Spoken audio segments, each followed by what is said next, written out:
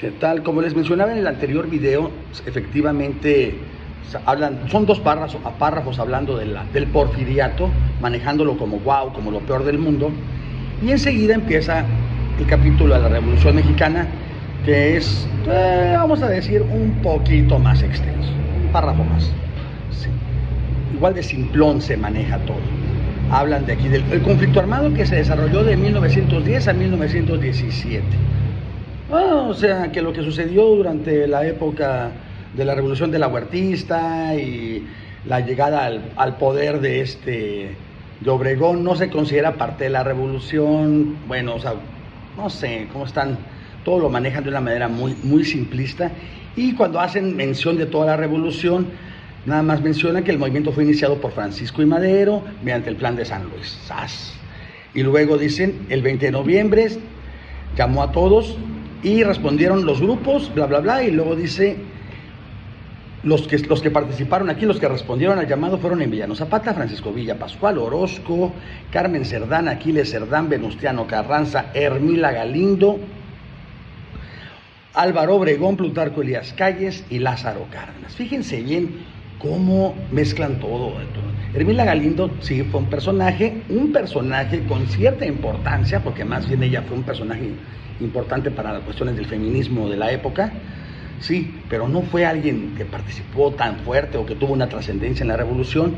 Lamentablemente la hermana de Aquiles Cerdán, Carmen, sí es una gran heroína, la verdad, lo que ella hizo, pero fue lo que hizo casi por su familia, sí, o sea, por protegerlos y todo.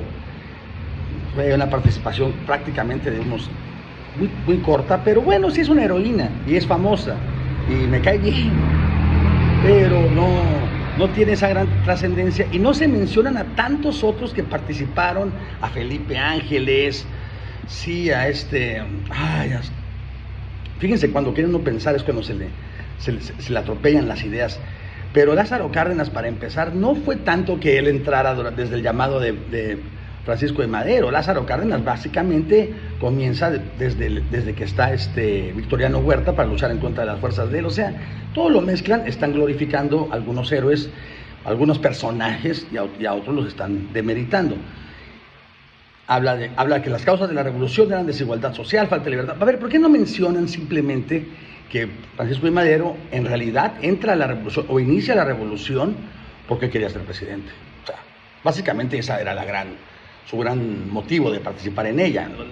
La gente lo siguió porque buscaban, obviamente, participar, querían alocarse para empezar, y querían tumbar a don Porfirio, yo sí. Pero él no, él quería ser presidente nada más. Hay un capítulo enseguida de la libertad de culto, como les mencioné antes, nada más eran 3 párrafos, un medio párrafo más que en lo otro, y otra vez vamos a los conceptos. Libertad de culto, sí, el Estado no puede establecer ningún tipo de preferencia. Ahí sí, ahí pusieron hasta las páginas del llamado por la parte de la Secretaría de Gobernación.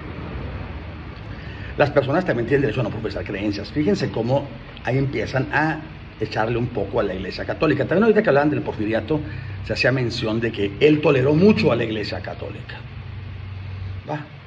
La república, o sea, la forma como el concepto de república, y luego ya se van a democracia en el siglo XX y dicen que la democracia en México, como se entiende hoy, no siempre fue así.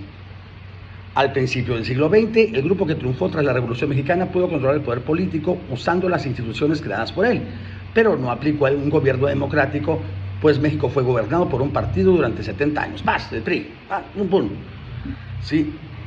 ¿Qué están diciéndonos ahí? Que no hubo nada de democracia. Sí hubo algo de democracia, sí, considerando que la democracia es el gobierno del pueblo, pues bueno, eso nunca existirá, nunca, entiéndanlo, nunca, nada, sí, pero sí hubo principios democráticos y no estuvo tan mal, digamos, la verdad.